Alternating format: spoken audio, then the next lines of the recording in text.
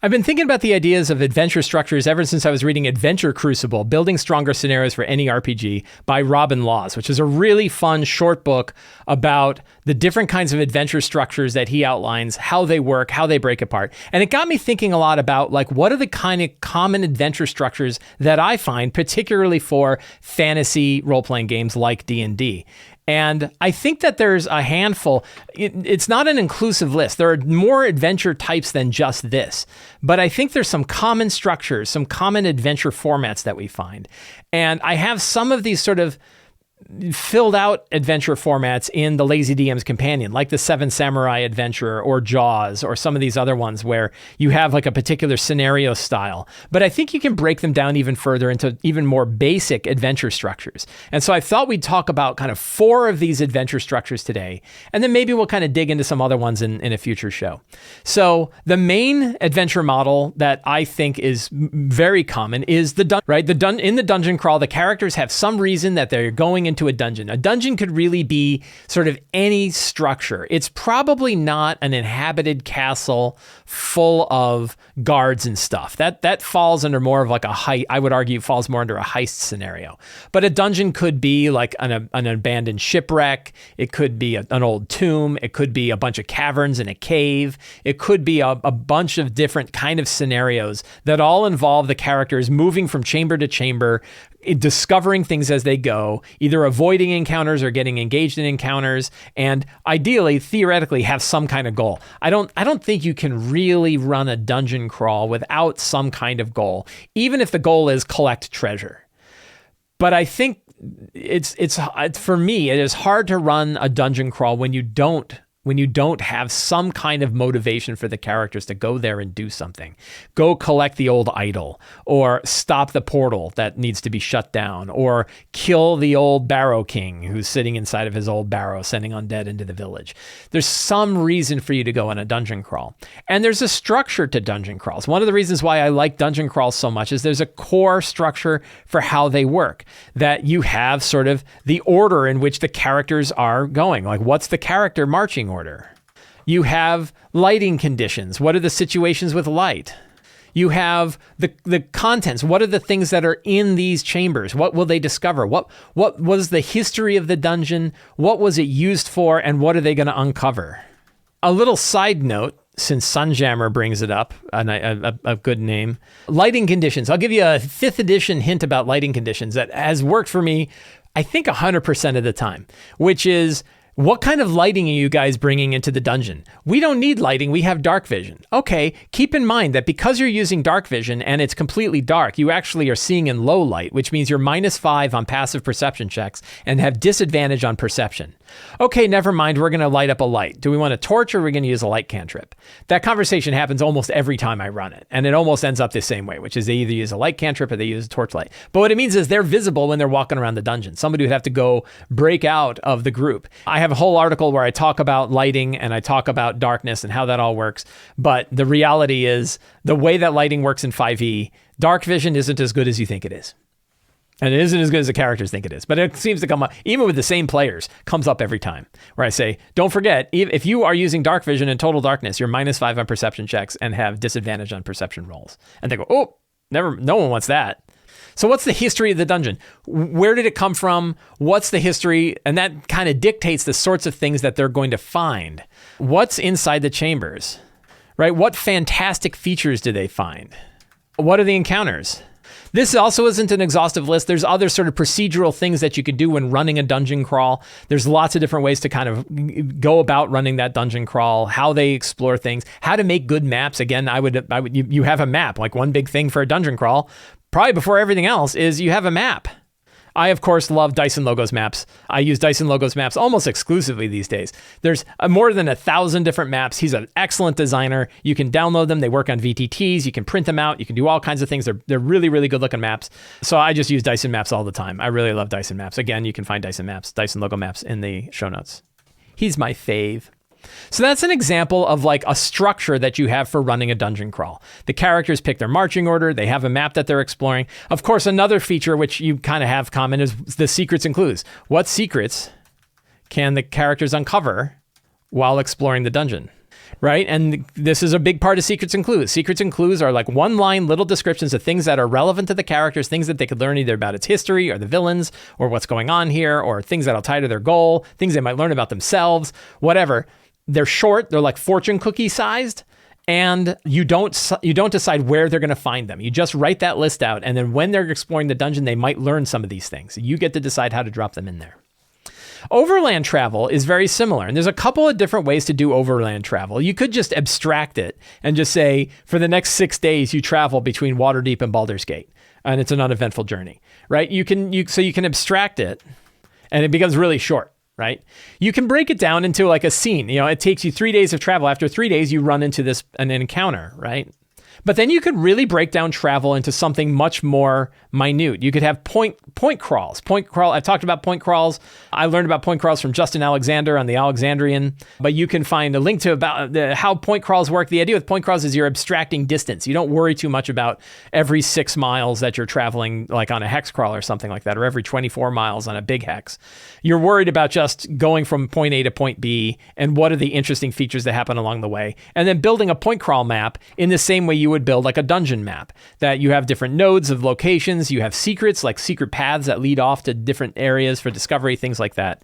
So point crawl is a way to kind of mix an abstract map or abstract distances with a map with a lot of different locations, interwoven locations, lots of interesting choices the characters want to take. Do you want to take the treacherous road along the mountains to the left, or do you want to go down the main road where you could get assaulted by bandits, or through the swamps where you have to deal with trolls and stuff like that?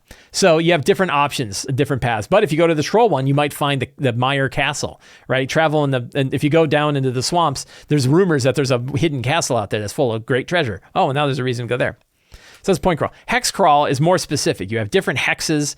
The hexes have a certain amount of distance. You have so many days of travel. You have difficulty going from one hex to another. What's the terrain style? What kind of features they can find? And in a similar way, you can have roles. So in the same way that you kind of decide what the marching order is for a dungeon crawl, you could have different roles, like who's going to be your scout to make sure you don't run into a nest full of bad guys? Who's going to be your pathfinder, who's going to make sure that you stay on the path and you don't get lost? Who's going to manage your provisions by being a quartermaster, somebody that makes sure that that you're changing your socks regularly and that you have your mosquito repellent, right? All these different kinds of roles, and then you can have people roll for skill checks on the roll. So there's a structure to that you can use, a structure to overland travel, and it makes overland travel work well as sort of a system that you can run. I was just talking about Uncharted Journeys. Uncharted Journeys is an excellent book that covers the idea of exploration and overland travel as a core component of the game in the same way that dungeon crawls. Now, the next adventure model that I really dig is I'm calling it a heist. And then the same way that a dungeon crawl can actually cover a wide range of different kinds of things, and the same way that overland travel can cover a wide range of different formats, everything from it takes you 6 days to make the journey from Baldur's Gate to Waterdeep, but it's an uneventful journey and you arrive at the gates of Waterdeep. Right? I just did 6 days of travel in one sentence.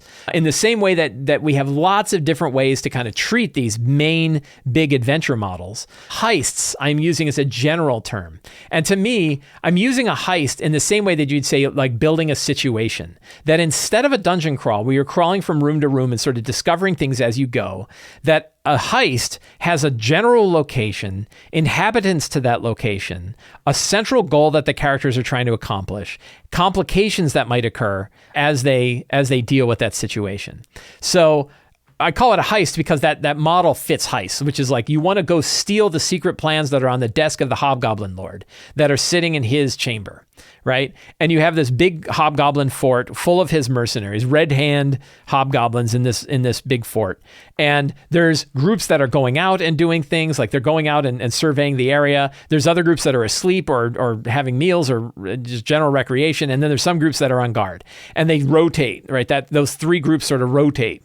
And so you're like, well, do we want to switch between the changing of the guards? Then you can say things like there's multiple ways in. You could go in through the front gate trying to pretend to be a mercenary company or something like that. You can try to sneak in some other way, do second story work to get over the palisade in the back where it's weaker. Or it turns out there's secret crypts underneath that even the hobgoblins don't know about. You could sneak in through the crypts underneath and try to break your way out. Most of the time people pick the crypts, but that's fine. So there's different ways of approaching the area, dealing with the situation. You're looking at the overall thing. And the reason that it's different than a dungeon crawl is that the whole place is very dynamic, that the creatures are moving around the location. This happens in dungeon crawls too, where you could say like people are moving. But where a dungeon crawl becomes more of a heist is when most of the people that are there are moving around and the situation is variable and can change. And the approach taken by the characters can change from trying to negotiate their way in. They could get captured and have to escape. They could try to break in from the top. They could try to sneak in from the bottom. There's lots of different ways that they can approach a heist. So the heist mechanics really, the heist system is first saying, what does our location look like? And generally speaking, you hand the details of that location to the players. So one big difference between a dungeon crawl and a heist is usually the players know what it looks like. They know what the rooms are like. They can do their reconnoitering and see all of the different places. They know where the guard towers are. Maybe they get information from a cook who knows the place, so they understand what's in there, and they can figure out. They usually get a copy of the plans. And you want to think of it like Ocean's 11, where hey, here's the plan, here's what it looks like, here's all the secret things. We know the direction that people are going. We know where the thing is. We think it's maybe it's in one of two different rooms, but generally we know where the object of our desire, and maybe it's rescuing somebody, maybe it's assassination, maybe it's stealing something, maybe it's putting something back, maybe it's opening a gate, maybe it's closing a gate. There's lots of different things that the goal of the heist could be. I call it a heist, and people are going to be like, a heist is you stealing something. You work with me, right? To me, the definition of heist in my vernacular here is really that situation where you have a fixed goal, a fixed location, inhabitants in that location, and then complications that occur. The complications are important because if the characters know too much about the location, and they know too much about the people that are there, they can just go in and do it, and it's too easy. But the idea that like things change, it turns out the thing's on the move. It turns out there's another group coming in. It turns out someone else is trying to steal it. You can have all of these different sort of differences. It turns out the object you're trying to get is a shrieker mushroom that just screams the whole time you're carrying it. All that sort of stuff. Now, there's some overlap here. I talked about the idea of secret crypts that exist underneath the area. And that is then more like a dungeon crawl. Maybe we want to sneak in. We know we'll show up in that well in the middle of the castle, but we don't know what the crypts are going to look like. Well, now it becomes more like a dungeon crawl that leads into a heist. So that can work too. You can sort of mix these two things up, right? You can sort of mash them up together. But that's really the key to heists is you have location, you have inhabitants, you have a goal, and you have complications.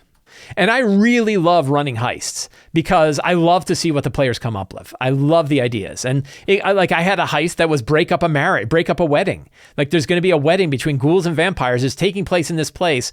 Tons and tons of people there. What are you going to do? And what they came up with was brilliant. It was this awesome scene, and it was so chaotic and so much fun. I had no idea how it was going to go. And the players are planning things out. It was great. Just lovely. I loved it. Then we have this sort of other model that I call connector adventures. And a connector adventure is sort of the adventures that connect up the bigger parts of a campaign. And these would be things like if you are going back to town to talk to your quest NPC again, or you're going to have to go negotiate with the king. They're often a series of scenes that are connected together. So the connectors are sort of bringing you from one part of the campaign to another part of the campaign. That's why I call them a connector.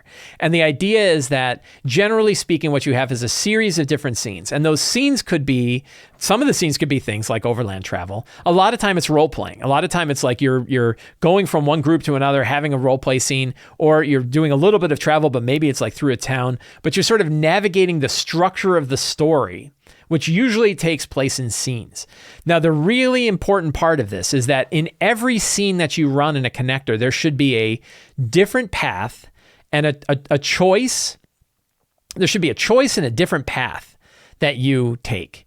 So you should be able to, the characters, when they're in the middle of a scene, should know that the scene can go one of two ways. So an example is, let's say that the connector is the characters have to talk to the Darrow. This is a spoiler for my Empire of the Ghouls game.